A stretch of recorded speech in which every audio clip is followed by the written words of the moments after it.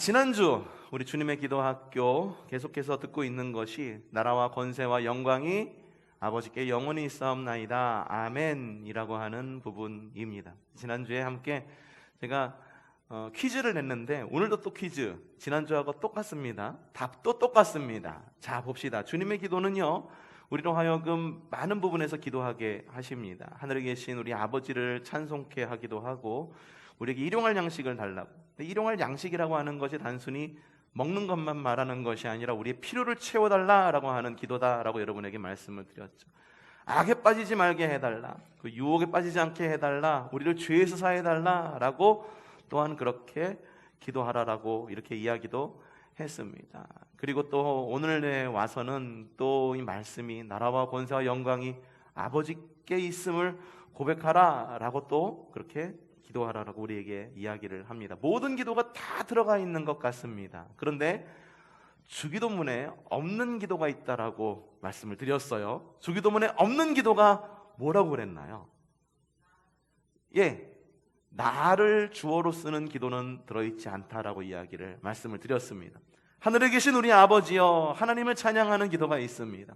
그리고 중간에 나오는 필요의 간구, 악에 빠지지 않게, 유혹에 빠지지 않게 해달라는 간구, 그리고 시험에 들지 않게 해달라는, 그리고 죄를 짓지 않게 해달라는 모든 간구, 이게 주어가 나라는 것이 아니라 우리라고 하는 공동체 안에서 이루어지는 기도임을 볼 수가 있습니다. 지금 이 시대 돌아보면 어떻습니까? 역병으로 인해서 공동체성이 엄청나게 좀 흔들리고 있는 것을 볼 수가 있어요. 소속감 많이 흔들립니다. 인터넷으로 예배할 수 있다라고 이야기를 하는데, 인터넷으로 예배하시는 분들 정죄하는 그런 이야기는 아닙니다만, 인터넷으로 예배할 수 있다, 온라인으로 예배해야 되지 왜 모여가지고 이 사단을 만들어놨느냐, 여러 이야기들이 나오기는 합니다만, 사실 모이지 않고 그리고 함께 모여서 예배하지 않으니까 공동체성이 실제로 떨어져요. 교회에 대한 어떤 책임감이나 의무감, 혹은 교회로서 얻어내야 할 권리를 제대로 누리지 못하고 있는 것을 좀 볼 수가 있습니다. 공동체성이 흔들리는 거예요. 또한 개인의 행복이 굉장히 중요한 가치인 시대를 살고 있다 보니까는 개인마다 기준이 다 달라요. 너도 옳고 나도 옳고, 이것도 진리고 저것도 진리다. 그래서 절대 가치가 막 흔들리고 있습니다. 기준이 사라진 거예요. 어떤 것이 선한 거고 어떤 것이 악한 건지, 이것도 좋고 저것도 좋아, 이것도 좋고 저것도 좋아, 그러니까는 함께 좀 이것저것 다 아름답게 이루어가자라고 그렇게 말해 가기도 합니다. 바로 이런 시대에 주님께서 말씀하십니다. 공동체를 위해서 기도해라. 그리고 절대가치이신 주님을 열망해라. 이 기도는요, 시대의 가치를, 세상의 흐름의 가치를 역행하는 기도입니다. 우리들은 보통 그렇게 생각을 해요. 시대적 흐름이 이러니까 우리도 이렇게 가야 되지 않겠느냐. 시대적 흐름, 이 사회적인 어떤 흐름이 이렇게 가니까 우리도 똑같이 이렇게 가야 되지 않겠느냐. 이게 어느 정도는 맞습니다.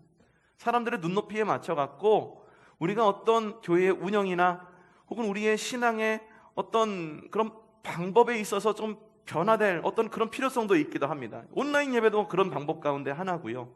우리가 이웃을 사랑하는 어떤 방법은 옛날과는 좀 다르게 이렇게 방법이 표현될 수도 있습니다. 하지만 다르게 표현된다라고 그래서 우리의 중심에 있는 복음이 변화된다라고 하는 이야기는 아닙니다. 복음은 변화되지 않습니다. 주님께서 우리에게 가르쳐 주신 진리는 변함이 없습니다. 그렇기 때문에 내 영혼에 닻을 내릴 수가 있는 겁니다. 내 영혼의 닻을 주님의 진리 안에 내릴 때 우리의 영혼은 흔들리지 않고 내 영혼은 안전합니다. 그런 노래도 있어요. 주님은요, 이렇게 흔들리는 세상 가운데에 흔들리지 말아라 라고 말하면서 세상의 흐름에 역행하는 기도를 우리에게 알려주신 것입니다. 그러면은 우리만 있으니까는 대의를 위해 갖고선 개인을 희생하라라는 말일까요? 우리를 위해서만 기도해, 이걸 말하는 걸까? 절대 아닙니다. 대의를 위해서 개인을 희생하라라고 하는 것, 그게 뭐냐 하면 그게 전체주의라고 하는 거예요. 전체주의. 히틀러가 했던 거. 공산주의. 이 당을 위해 가지고 개인이 희생되어야 돼라고 말하는 거.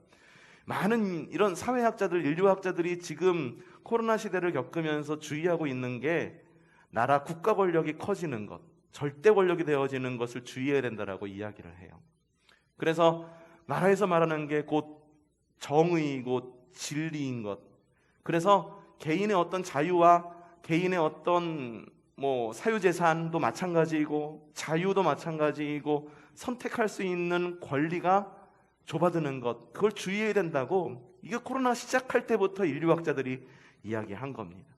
주님의 기도학교에서 주님을 위해 기도해라, 그리고 우리를 위해서 기도해라 라고 말하는 것은 이렇게 대의를 위해 갖고 개인을 희생하라 라고 하는 말이 아닙니다. 묻겠습니다. 어떻게 하면 인간의 존엄성은 지켜질 수 있을까요? 인간의 존엄성은 어떻게 해서 지켜질 수 있을까? 지금처럼 이렇게 개인의 시대에 어떻게 지켜질 수 있을까? 여러분, 너를 통해 내가 증명이 되는 겁니다. 뭔지 아시겠어요? 다른 사람을 통해서 나의 가치가 증명이 되는 거예요. 무인도에 살면, 무인도 내 혼자 살면은요, 나의 가치, 이것이 자연 속에 묻혀가지고 내 혼자 있을 때는 내 가치가 어느 정도의 가치인지 알 수가 없어요. 사회 속에 있을 때, 그리고 다른 사람들 가운데 있을 때 내 가치가 증명이 되는 겁니다. 곧 우리라고 하는 울타리 안에서 내 가치는 더 증명이 되는 겁니다. 거기서 인간의 존엄성이 발생이 되는 거예요. 또한 주님 안에서 인간의 존엄성이 발견됩니다. 우리를 창조하신 창조주를 통해 우리의 사명을 발견하고 우리의 생명이 얼마나 귀한지를 우리는 발견할 수 있게 된다라고 하는 거예요. 특별히 주님의 기도학교의 이 마지막 부분, 나라와 권세와 영광이 아버지께 영원히 있사옵나이다 라고 하는 이 부분은요, 송영이라고 이야기를 했습니다. 이 송영이라고 하는 것은 하나님께 영광을 돌리는 기도와 찬양이다라고 말씀을 드렸어요. 그래서 이렇게 나 앞에 있는 모든 기도를 하나님께 올려드림으로 인하여 나라와 권세와 영광이 모두 주님께 있음을 고백하면서 우리를 주님 안에서 위로하게 하시고 그리고 안식하게 하는 부분이 바로 이 송영의 부분입니다. 주님의 기도가 주님으로부터 시작합니다. 그리고 우리의 필요를 기도합니다. 그리고 궁극적으로 다시 주님으로 향하는 것, 이게 얼마나 다행인지 모르겠어요. 왜냐하면 우리가 이 기도의 대상, 우리가 기도하는 이 기도의 대상이 누구인지를 다시 한번 돌아보게 하기 때문입니다. 여러분은 예수 그리스도의 이름으로 기도하시는 것입니다. 그리고 우리의 주님께 기도하시는 것입니다. 흔들리는 가치에 기도하는 것이 아닙니다. 흔들리는 여러 가지 상황 가운데에 기도는 할지는 모르지만 흔들리는 상황 가운데에 내 영혼에 닻을 내릴 수 있는 반석이신 주님께 기도하고 있는 것입니다. 그렇기 때문에 참 다행이다라고 하는 것입니다. 자, 오늘의 말씀은 이겁니다. 나라와 권세, 이 부분은 지난주에 여러분에게 말씀을 드렸어요. 혹시 지난주에 말씀이 궁금하신 분들은 지난주 초성TV 말씀을 다시 한번 찾아보시면 되시고요. 오늘은 나라와 권세와 그 다음에 뭐가 나오나요? 영광이 아버지께 있사옵나이다. 이 부분을 함께 좀 들여다보려고 합니다. 자, 우리말로 이 영광이라고 하는 말은 한문으로 꽃, 영, 빛, 광자를 씁니다. 둘 다 우리 이름에 많이 쓰는 말이에요. 꽃, 영. 이걸 꽃, 영자라고 말하지 않고 또 뭐라고 말하더라? 꽃뿌리 영? 꽃불 영 이렇게 쓰기도 하는데 이름에 많이 들어가요. 그래서 이게 뭐냐면은 빛나는 아름다움을 말하는 거예요. 빛나는 아름다움. 그렇기 때문에 사람들은 빛나고 아름다운 일을 이루거나 누군가가 빛나고 아름다운 일을 이렇게 이루었을 때, 예를 들어서 노벨상을 받았거나 위대한 발명이 있거나 훈장을 받거나 엄청나게 어려운 시험을 합격했거나 했을 때에는 영광스럽다라고 이야기를 합니다. 어제도 지난주도 전곡에 이렇게 나가다 보니까는 아직까지 우리 전곡, 우리 연천에는 그런 게 있더라고요. 아무개 씨 하고 가로치고 어느 사업체 이름 써놓고 몇째 딸 서울대학교 무슨 어디 합격이었나 고시 패스였었나 플랜카드가 이렇게 붙었더라고요. 전 이거 어렸을 때 보고 잘 못 봤던 그런 풍경인데 아직까지는 우리 동네가 그래도 시족사회예요. 그래서 누구네 집 몇째 아들 이러면은 다 알아요. 우리 교회도 그래요. 시적 사회잖아요. 누구 이러면 그 집 뭐 누구네 뭐 조카, 누구네 어머니, 대부분 다 이렇습니다. 그러다 보니까는 플랜카드 같은 거 써붙이는 게 굉장히 자연스럽고 그리고 영광스러운 일이다라고 여겨집니다. 붙이는 거예요. 이게 왜 그럴까? 영광스러운 일이기 때문에, 빛나는 일이기 때문에, 꽃과 같이 아름다운 일이기 때문에 꽃 영 빛날 광자를 써서 영광스러운 그 일을 만방에 알리는 것입니다. 얼마나 자랑스럽겠습니까? 얼마나 자랑스럽겠습니까? 사실 저도 그렇게 플랜카드에 이름이 한 번 써붙여 본 적이 있어요. 학교 다닐 때 신학대학 다녔잖아요. 신학대학교 다니면서 극동방송 대회를 나간 적이 있어. 전국 대회거든요. 거기 나가기 되게 힘들어요. 경쟁률이 10대 1인가 12대 1인가 그래. 본선까지 올라가는 것만. 근데 거기서 본선에 올라가니까는 1차, 2차, 3차 예선까지 다 통과하고 본선에 딱 올라갔는데, 본선에 올라갔을 때는 본선 치르는 장소는 세종문화회관 대강당. 거기서 방송이 나가는데 이 전국뿐만 아니라 중국에까지 방송이 되거든요. 그러니까 학교에서 학생회에서 이렇게 써붙였어요. 땡땡 학번 최호 하구 극동방송 전국 복음성가 대회 본선 진출 이래갖고선 축하! 라고 한번 붙어본 적이 있는데, 그렇게 써붙이니까는 좀 창피한 것도 있긴 하지만 기분은 좋더라고요. 영광스럽더라고요. 가는 곳마다 이야기는 너 본선 올라갔다며? 선배님 본선 올라가셨다면서요? 축하드려요. 사람들이 영광스럽게 여기고 학교의 영광이라고 여기고 그리고 지역의 영광이라고 여기더라라고 하는 거예요. 사람들이 이 영광스러운 일을 맞이하면, 빛나고 아름다운 일을 맞이하면 영광스럽다라고 이야기를 합니다. 그런데요, 성경 안에서 영광이라고 하는 말은 이것보다 훨씬 더 큰 범위를 말합니다. 성경의 영광이라고 하는 말은 히브리어 카봇이라는 말에서 비롯되었습니다. 카봇 이러니까 우리나라 말에 뭔가 떠오르죠? 헬로 카봇, 자동차 나오는 아이들 그거 말고 갑옷이라는 말하고 비슷하잖아요. 그렇죠? 맞습니다. 이 갑옷이라고 하는 말은 처음에 갑옷이라고 하는 말에서 이게 갑옷이라는 말이었었어요. 근데 시간이 지나면서 갑옷의 특징을 점차 차용하게 됐습니다. 무거운 것, 그리고 중요한 것. 그렇죠? 갑옷은 무겁죠. 하지만 착용을 해야 됩니다. 전쟁에 나가서 이 칼에 맞지 않으려면 꼭 착용을 해야 될 중요한 것입니다. 그래서 이 영광, 카봇이라고 하는 말이 점차 무거운 것, 중요한 것이라는 말로 변화가 됐고, 이후에는 빛나는 것, 높은 것, 중요한이라고 하는 말로 이렇게 변화가 되었습니다. 곧 영광이라고 하는 말은 뭐냐 하면 한마디로 표현하면 이겁니다. 영광이라고 하는 것은 빛나고 무거운 것을 말합니다. 영광이라고 하는 것은 빛나고 무거운 것을 말합니다. 어느 정도 무거울까? 그 무게에 대해서 성경에 기록된 여러 가지 말씀이 있는데, 그 무게, 영광의 무게를 만난 사람들이 어떠한 일을 겪었는지를 보면 그 영광의 무게가 어느 정도 무게였는지를 알 수가 있어요. 자, 출애굽기 24장 15절부터 17절 말씀이죠. 읽어봅시다. 모세가 하나님의 영광을 배웠을 때에 어떤 일을 겪었는가? 시작. 산에 오르니 구름이 산을 덮었다. 하나님의 영광이 시내산 위에 머무르고 엿새 동안 구름이 산을 뒤덮었다. 이랬날 주님께서 구름 가운데서 모세를 부르셨다. 이스라엘 자손의 눈에는 주님의 영광이 마치 산 꼭대기에서 타오르는 불처럼 보였다. 영광이 뭐처럼 보였다고요? 산 꼭대기에서 타오르는 무엇처럼? 불처럼 보였다라고 하는 거예요. 아마도 이스라엘 모세는 하나님께 십계명을 받으러 시내산에 올라갑니다. 그리고 이 유대인들, 나머지 자손들은 이 산 아래에서 산 위에 있는 모습을 갖다가 멀리서 지켜보고 있는데, 무엇과 같았느냐? 산 꼭대기에서 타오르는 불처럼 보였다. 산불처럼 보였다라고 이야기를 하고 있는 거예요. 여러분, 산불 본 적 있으신가요?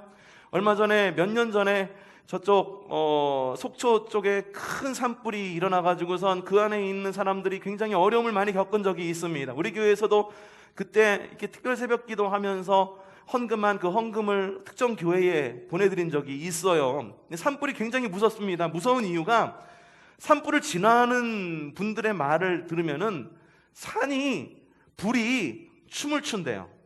그리고 불이 뛰어다닌대요. 이게 무슨 말이야? 라고 우리는 잘 이해 못하는데, 불이 뛰어다닌다는 말이 뭐냐 하면은 산불이 있으면은 그 불이 얼마나 강한지, 불이 이 산에서 저 산으로 옮겨 붙는데 불이 이렇게 그냥 우리가 보면은 조그만 불은 스며들듯이 이렇게 옮겨 붙잖아요. 불이 뛴다는 거예요. 불꽃이 이 산에서 저 산으로 뛴다는 거예요. 사람이 막을 방법이 없대요. 얼마나 무섭고 얼마나 떨리는지. 그래서 산속에 들어가면은 소방도로라고 하는 것이 있어요. 산불 방지용 도로라는 것이 있어요. 그래서 일부러 산 중턱에 아스팔트 길을 갖다가 쫙 뚫어 놓습니다. 왜 뚫어 놓을까? 아래서 발생된 산불이 위로 이렇게 번지지 말라고 일부러 도로를 뚫어 놓은 것도 있습니다. 제주도도 가면은요, 제주도 한라산 중턱에 이렇게 도로들이 이렇게 있어요. 편리를 위해서 이렇게 만들어 놓은 것이기도 하지만 산불을 예방하기 위해서 만들어 놓은 거라는 이야기를 들은 적이 있어요. 이스라엘 백성들이 봤을 때 하나님의 영광이 임하였던 것이 자신들이 경험할 때 무엇과 같았었냐면은 산불과 같았다. 불이 뛰어놀고 두렵고 저 불이 나에게 옮겨 붙을 것만 같고 도무지 감당할 수 없는 그런 무게. 그 영광, 이스라엘 사람들이 보았던 그 영광의 무게, 그 무게를 직접 겪었던 모세에게는 어떠한 일이 일어났을까? 봅시다. 출애굽기 34장 29절부터 30절 시작! 모세가 두 판을 그가 산에서 내려올 때에 빛이 난다. 주님과 함께 말씀을 나누었으므로 얼굴에서 그렇게 빛이 났다. 모세는 전혀 알지 못한다. 아론과 이스라엘의 모든 자손이 모세를 보니 모세의 얼굴이 살게 빛나고 있어요. 그래서 그들은 그에게로 가까이 가기를 두려워. 주님의 영광을 직접 대면한 모세의 얼굴이 어떻게 됐다? 빛이 났다.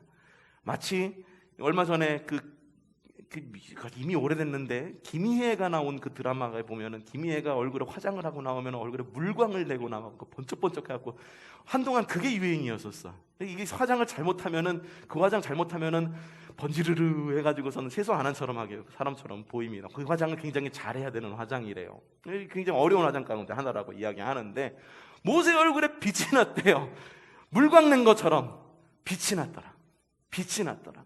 그래서 사람들이 모세를 볼 때 어떻게 하느냐? 그에게 가까이 가기가 굉장히 두려워했어요. 모세를 봤을 때 어떤 마음이 들었냐 하면은 두려운 마음이 들었다. 하나님의 영광이 임하니까 하나님의 영광이 산불처럼 보였는데 그 영광이 빛이 모세의 임하니 얼굴이 너무 환해졌어. 얼굴에 빛이 났어. 근데 김희애의 물광 정도의 빛이었는가? 아니었다. 34장 33절 시작. 모세는 그들에게 하던 말을 다 마치자 자기의 얼굴을 수건으로 가렸다. 왜 수건으로 가렸을까? 사람들이 너무 눈이 부신 거예요. 빛을 발하는데 물광 낸 얼굴보다도 훨씬 더 큰 빛, 감당할 수 없는 빛이 그들에게 다가왔기 때문에 모세의 얼굴에 베일을 가릴 수밖에 없었던 거예요. 예수님이 이 땅 가운데 빛으로 오셨어요. 그렇죠? 빛이신 예수님이 오셨습니다. 사람들이 왜 싫어했을까? 왜 싫어했을까? 빛이신 주님이 가까이 가면 가까이 갈수록 그들에게 쌓인 그 때들이 너무 잘 보였기 때문이에요. 그래서 어둠을 좋아하는 거예요. 도둑들이 왜 어두움 가운데에 틈탈까? 안 보이니까. 하지만 요즘에는 적외선 카메라로 다 보고 있죠. 우리 교회에도 이 CCTV가 달려 있는데 밤에는 적외선 모드로 발동이 돼갖고 밤에도 낮에 보듯이 굉장히 환하게 아주 잘 보입니다. 도둑들이 밤에 활동하고 빛을 싫어하는 이유는 뭐냐면 자신의 모든 것이 드러나기 때문이에요. 감당할 수 없기 때문에. 내가 지은 죄, 내가 지은 티끌 이런 것들이 드러나는 것을 감당할 수 없기 때문에. 모세의 얼굴이 얼마나 환했으면 사람들이 감당할 수가 없었던 거예요. 그래서 모세가 배려한 거지. 어떻게? 그의 얼굴에다가 수건을 가려서 사람들을 배려했던 것입니다. 하나님의 영광을 대면한 사람이 모세만 있었을까? 아니에요. 구약시대의 대제사장이라고 하는 위치도 하나님의 영광을 대면하던 사람이었습니다. 1년에 한 번 대속죄일이 되면은 대제사장은 지성소로 갑니다. 지성소 안에 있는 물건이 있는데 가장 중요한 물건이 바로 십계명 돌판과 만나 항아리와 아론의 쌍난 지팡이가 들어있는 무엇? 법궤가 그 안에 들어있었어요. 근데 법궤의 가장 중요한, 법궤가 가지고 있는 가장 중요한 그런 저희가 있었는데, 그게 뭐냐면은 하나님께서 법궤 위에 임재하시는, 법궤 위에 임재하시는. 그래서 양쪽에 보면은 그룹이라고 하는 천사의 모양이 양쪽에서 이렇게 날개를 펴고, 날개를 이렇게 오므려서 한쪽에서는 이렇게, 한쪽에서는 이렇게 가운데에 빈 공간 안에 이렇게 마주보고 있어요. 하나님께서 임재하시면은 거기 가운데에 파란색 어떤 하나님의 임재 표정이 나타났다고 하는데, 그 임재의 표징을 바로 쉐키나의 영광이라고 이야기를 합니다. 하나님께서 임재하시는 그 영광이 얼마나 영광스러운 영광스러운 임재였는지, 그 영광 앞에서 설 수 있는 사람은 아무도 없었어요. 근데 그 특권을 대제사장이 가지고 있었단 말이죠. 대제사장이 1년에 한 번 하나님의 영광 가운데에 나아갈 때에 그 영광이 얼마나 두렵고 떨리던지 목숨을 걸고 그 앞에 나아갈 수밖에 없었습니다. 밖에서 제자들이 대제사장 잘 거기서 하나님을 예배하고 있는지를 판단을, 감히 하나님의 임재 앞에 다른 사람이 나아갈 수 없으니까는 어떻게 판단했냐 하면 대제사장이 옷자락에 방울을 달은 거예요. 딸랑딸랑 소리가 들으면 대제사장이 살아있는 것. 한참이 지나도 딸랑딸랑 소리가 들리지 않으면 대제사장이 그 안에서 죽은 것. 하나님의 영광은 그렇게 무섭고 엄청난 것을 가지고 있어요. 그렇기 때문에 이 영광이라고 하는 말은 하나님에게만 붙일 수 있는 단어다. 하나님에게만 붙일 수 있는 엄청나게 무시무시한 단어가 바로 이 영광이라고 하는 단어입니다. 하나님은 영광의 왕이십니다.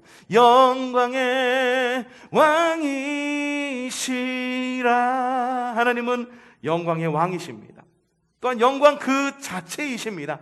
그렇기 때문에 그 사람은, 우리가 하나님 앞에 사람은 감히 다가갈 수 없는 그런 빛나는 모습을 가지고 있습니다. 그렇다고 해서 우리 위에 군림하시는가? 야, 내가 이 정도 힘을 가지고 있으니까는 이 정도는 해도 돼 라고 하는, 그렇게 군림하시는 하나님이신가? 아니다. 하나님은 정말로 무겁고 위대하신 영광 가운데 계신 분이시고 영광 그 자체이시지만 우리 위에 군림하시는 하나님이 아니시라 우리와 함께 하시기를 원하시는 하나님, 그리고 인간과의 질적 차이를 극복하시기를 원하시는 하나님. 그래서 영광의 하나님께서 스스로를 제한시켜서 우리 가운데에 성육신하셔서 오신 분이 계시는데, 그분이 바로 예수님. 예수님의 별명이 뭐였습니까? 임마누엘이다. 임마누엘의 뜻이 무엇입니까? 하나님이 우리와 함께 하신다. 또 지금은 성령님의 모습으로 우리 가운데 함께 계십니다. 여러분의 마음 가운데 성령님이 계세요. 우리의 삶을 주관하시는 분이 계십니다. 그분이 바로 성령님이십니다. 성령님이 계셔서, 성령님이 계시기 때문에 우리 안에 계신 성령님이 하시는 여러 가지 일들 가운데에 한 가지 있는데, 그 일이 뭐냐? 자, 고린도후서 3장 18절에 이렇게 적혀 있습니다. 읽어보죠. 시작. 우리는 모두 너울을 벗어버리고 주님의 영광을 봅니다. 잠시 띄워주세요. 우리는 무엇을 벗어버린다? 너울을 벗어버린다. 이게 세번역이기 때문에 너울이라고 이야기하고 있는데, 개역개정에는 수건을 벗는다라고 이야기를 하고 있어요. 수건을 벗는다 하니까 떠오르는 말씀이 있습니다. 어떤 말씀? 앞서 들었던 모세가 하나님의 영광을 보았을 때 모세에게 나타났던 그러한 현상, 어땠습니까? 얼굴이 환해지고, 그래서 사람들이 두려워하는 얼굴로, 그래서 이 땅에 있을 때의 가치관으로는 수건을 갖다가 얼굴에 가리운 채로 사람들을 만나고, 사람들이 두려워하는 어떤 그러한 영광이었지만, 마지막 때에는 어떤 모습으로? 너울을 벗어버리고 어떻게 된다? 하나님의 영광을 봅니다. 맞습니다. 우리 안에 계신 성령님께서 하시는 역할 가운데 하나가 그거예요. 우리가 하나님의 영광을 보게 하는 것. 하나님의 영광, 여러분, 하나님의 영광을 보면 앞서 뭐라고 얘기했습니까? 목숨을 각오해야 되는, 죽음을 각오해야 되는 일이었다. 그러면 하나님께서 그 영광을 축소시키신 것일까? 그만큼 축소시켜갖고 신이신 하나님이 예수님의 모습으로 오셨기 때문에, 하나님의 영광이 그만큼 축소되었기 때문에 우리가 그 영광을 성령님께서 하시는 그 하나의 역사하심으로 말미암아 하나님의 영광을 볼 수 있는 걸까? 절대 아닙니다. 하나님의 영광은 결코 축소되지 않습니다. 자, 요한복음 1장 14절 읽어보죠. 시작. 그 말씀은 육신이 되어 우리 가운데 사셨다. 우리는 그 영광을 보았다. 그것은 아버지께서 주신 외아들의 영광이었다. 그는 은혜와 진리가 충분하다. 말씀이 육신이 되어 우리 가운데 오신 분이 바로 예수 그리스도이십니다. 예수 그리스도 육신이셨다라고 그래가지고 그 영광이 줄어들었느냐? 그게 아니다라고 하는 거예요. 예수 그리스도의, 예수님의 특징이 뭐였냐면 바로 은혜와 진리가 충만한 분, 결코 하나님께서 가지고 있었던 바로 당신 그 자체이신 하나님의 그 영광이 결코 줄어들지 않는 그들의 모습을 갖고 계신 분이 바로 예수님이셨다라고 하는 거예요.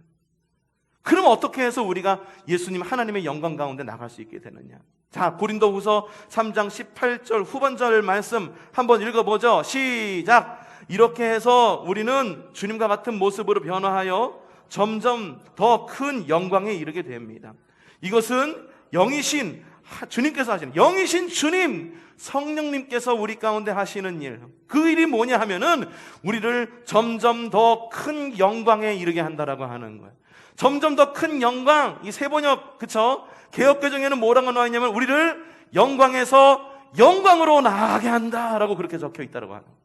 그것이 바로 성령님께서 우리 안에 계시는 거예요.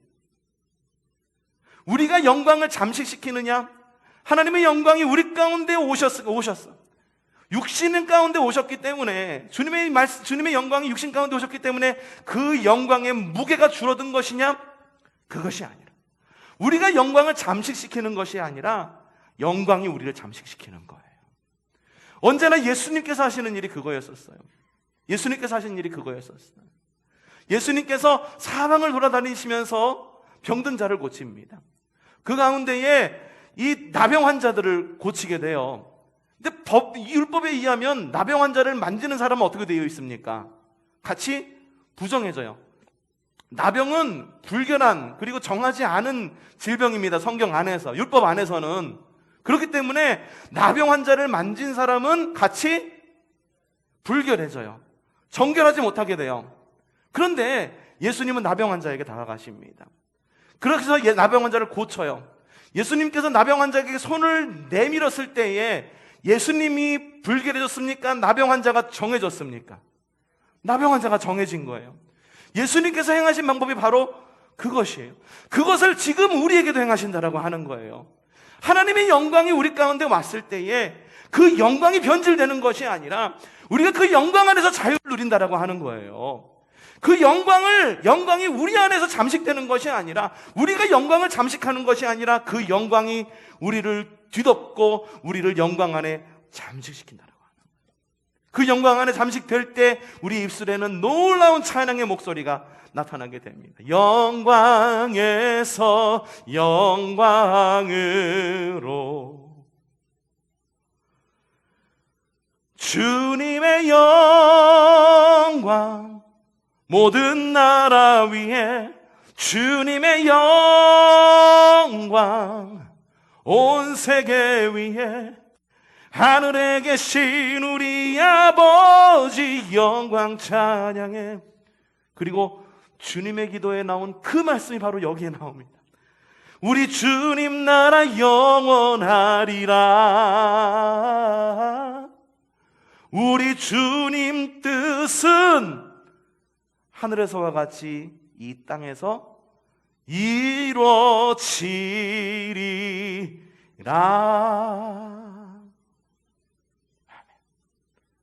주님의 기도는요, 이렇게 주님의 주되심을 인정하며 마무리가 됩니다. 우리가 함께 그런 기도를 하면 좋겠어요. 하나님의 영광을 인정하는 기도. 내가 하나님의 거룩하심과 하나님의 영광을 잠식하는 모든 것을 나의 악으로 덮어버리는 그런 사람이 아니라, 하나님의 영광의 안에 잠기는 믿음의 성도들이 늘어나기를 바랍니다. 하나님의 영광 안에 나아가기를 바랍니다. 주님의 쉐키나의 영광 가운데로 담대하게 나아가는 믿음의 성도들 되시기를 바랍니다. 그게 바로 주님의 기도의 학교의 마지막으로 나온 말씀. 나라와 권세와 영광이 누구에게? 아버지께. 나에게 있습니까? 아닙니다. 나는 영광 받을 존재가 아닙니다. 나는 그냥 사람일 뿐이고 하나님께서 만드신 피조물일 뿐입니다. 하지만 그 영광이 누구에게 있기에? 아버지께 있기에 우리의 기도는 가치가 있는 거다라는 거예요. 우리의 기도는 응답이 된다라고 하는 거예요. 우리의 기도는 주님께서 들으시는, 영광스러운 주님께서 들으신다라고 하는 거예요. 주님의 영광 가운데 담대히 나가는 믿음의 성도 되시기를 바랍니다. 그런데 아직 한 단어가 더 남아 있습니다. 무슨 단어일까? 바로 아멘이라고 하는 단어입니다. 주기도문은요, 그리고 여러분이 하는 모든 기도는 아멘이라고 하는 말로 끝이 납니다. 이 아멘이라고 하는 말은 고대 이집트에서, 일상의 언어에서 야 진짜야, 이거 확실해, 참말이야 라는 말로 쓸 때 쓰던 말이 아멘이에요. 성경에 보면 그런 말씀이 있어요. 진실로 진실로 내가 너희에게 이르노니. 요한복음에 굉장히 많이 나와 있죠. 뭐냐면은 진실로 이게 정말이야, 진짜야, 나를 믿어 라고 하는 말이 바로 이 아멘이라고 하는. 옛날에 그런 혜은이가 그런 노래가 있었잖아요. 진짜 진짜. 다 아시네요. 진짜 진짜 좋아. 영화도 있었었죠. 영화도 있었었어요. 거기서 나왔던 임 누구였더라? 배우가 예, 다 기억하고 계시는군요. 맞아요. 그런 배우가 나와가지고선 영화도 있고 그래요. 영화도 있고 그러는데, 맞아요. 거기서 바로 진짜 진짜, 정말로 정말로, 진실로 진실로야 해당하는 말이 바로 아멘이라고 하는 거예요. 여러분, 기도와 말씀 가운데에서 아멘이라고 말하는 것은 기도 끝을 선포하는 일일까? 아닙니다. 우선 아멘이라고 하는 말은 첫 번째로 진실로 그렇습니다 라고 하는 말입니다. 어떤 말이라고요? 진실로 그렇습니다. 우리가 누군가가 기도할 때 뭐라고 반응합니까? 아멘이라고 반응합니다. 하나님 우리 가운데 역사하여 주시옵소서. 하나님 우리 마음을 주관하여 주시옵소서. 악한 영의 세력은 떠나갈지어다. 아멘이라고 대답합니다. 이 아멘이라고 대답하는 것은 뭔 말이냐 하면은 나의 마음도 그렇습니다, 나의 마음도 그렇습니다라고 하는 거예요. 그러니까 여러분, 누군가 기도할 때 하나님 저 마음이 내 마음이에요, 저게 바로 내가 하고 싶은 기도였어요. 목사가 설교할 때도 맞습니다, 하나님 내 마음도 역시 동의합니다 라고 말할 때 어떻게 반응해야 될까요? 아멘이라고 반응하는 겁니다. 이게 뭐냐 하면은 주기도문을 아멘으로 마친다라고 하는 건 뭐냐 하면 주님의 기도와 내 기도가 이심전심입니다. 뭐라고요? 주님의 기도와 나의 기도가 이심전심입니다. 주님 나에게 그런 기도를 알려주셨군요. 맞습니다. 주님 내가 말로 표현하려면 어떻게 표현할지는 내가 잘 모르겠었는데 맞네요. 주님께서 알려주신 바로 그 기도가 내가 하려고 했던 바로 그 기도였군요. 아멘, 맞습니다. 나라와 권세와 영광이 아버지께 있음을 믿습니다. 일용할 양식을 채워주시는 분이신 줄로 믿고, 죄를 사하여 주시는 분이신 줄로 믿고, 우리를 유혹에 빠지지 않게 해달라는 그런 분이신 줄로 믿습니다. 주님 어쩜 그렇게 내 마음에 찰떡같이 맞는 기도를 알려주셨어요. 이게 바로 아멘의 뜻입니다. 두 번째 아멘의 뜻이 있습니다. 두 번째 아멘의 뜻은 하나님 그렇게 되기를 원합니다. 뭐라고요? 하나님 그렇게 되기를 원합니다. 다른 사람의 기도가 나의 기도가 되기를 원해요. 다른 사람의 기도가 실제로 우리의 삶 가운데 이루어지기를 원해요. 그건 뭐냐 하면 주님의 기도가 곧 나의 기도가 되기를 원합니다. 내가 그렇게 살아내겠습니다. 하나님 내가 이렇게 기도하고 다른 사람들한테 다른 사람이 이렇게 기도하는데 다른 사람에게 책임을 전가하는 건 야, 그 사람의 기도는 그거고 내 기도는 이거지, 그걸 말하는 게 아니라 하나님의 뜻을 위해 책임을 떠안는 행동이 바로 아멘이라고 하는 말에 담겨 있다고 하는 거예요. 네 그렇게 할게요. 네 그렇게 할게요. 네 그렇게 할게요. 외국의 그 전쟁 영화나 군사 영화 같은 걸로 보면은 어떻습니까? 이렇게 하십시오. 그럼 뭐라고 해요? Yes, sir! 라고 얘기하는. 우리 군대에서도 그렇잖아요. 뭐라고 해요? 충성이라고 격려하죠. 이게 뭐냐 하면은 네, 그렇게 하겠습니다. 충성하겠습니다. 말로만 하는 것이 아니라 행동으로 살아내겠습니다 라고 하는 것이 바로 아멘이라고 하는 뜻이다라고 하는 거예요. 여러분, 이렇게 우리는 아멘의 신앙을 살아내야 됩니다. 하나님의 말씀과 기도에 아멘하면서 순종하는 삶을 살아내야 되는 것입니다. 그렇기 때문에 이 아멘이라고 하는 것은 기도를 끝마칠 때 끝이라고 하는 마침표가 아니라, 아멘으로 기도를 마치는 것이 아니라 아멘으로부터 우리의 삶이 시작되는 겁니다. 여러분, 기도했으면은요 나가서 살아내야 됩니다. 기도하셨으면은요 근심하지 않는 거예요. 기도하셨으면은요 하나님께서 인도해 주실 것을 믿는 겁니다. 그것이 바로 아멘이라고 하는 말 가운데에 숨겨진 의미다라는 것을 여러분에게 말씀을 드리는 겁니다. 우리의 삶이 아멘이 되기를 원합니다. 하나님께 영광을 돌리는 믿음의 삶이 되기를 원합니다. 여러분, 우리는요 긴 시간 동안 주님의 기도라고 하는 설교를 들으며 주님의 기도를 묵상하면서 배웠습니다. 자, 오늘의 말씀의 제목이 뭐였나요? 네, 영광은 주님의 것입니다. 왜 이렇게 정했냐 하면 이 네라고 하는 말에 yes sir, 충성이라고 하는 말이 담겨 있는 거예요. 맞습니다. 모든 영광은 주님의 것입니다. 근데 이 예라고 하는 말이, 아멘이라고 하는 말이 영광이 아버지께 있습니다라고만 표현되는 이 오늘의 말씀에만 국한되는 걸까? 아닙니다. 앞서서 우리가 9시간 동안 들은 이 모든 기도에 아멘 하는 것입니다. 주님은 하늘에 계신 우리 아버지이십니다. 우리에게 일용할 양식을 주시는 분이시고요, 우리가 시험에 빠지지 않게 하시는 분이시고요, 우리 죄를 사해 주시는 분이시고, 나라와 권세와 영광이 모든 것이 있으신 분이 바로 우리의 아버지이십니다. 그것이 바로 아멘의 의미라는 거예요. 우리의 주님의 기도의 안에 있는 것만 주님의 것일까요? 아니죠. 우리의 모든 것이 다 주님의 것입니다. 영광만이 주님의 것일까요? 아닙니다. 주님께서는 영광만 주님께서 받으신 것이 아니라 우리의 모든 수칙까지도 가져가신 분이시고, 우리의 죄를 사해 주시는 분이시고, 우리를 긍휼히 여기시는 분이시다. 주기도문은 주문이 아닙니다. 주기도문, 주기도문, 주문처럼 막 그렇게 외우는데, 우리의 삶의 모든 것을 어떤 주문이나 부적처럼 여기는 그런 기도가 아닙니다. 어떻게 기도해야 될지 모르는 우리에게 주님께서 야, 이렇게 기도하면 돼. 너 기도하기 어렵니? 뭐라고 기도할지 모르겠니?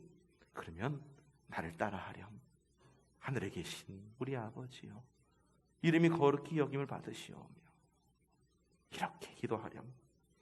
또한 주님의 기도는 사귐의 기도입니다.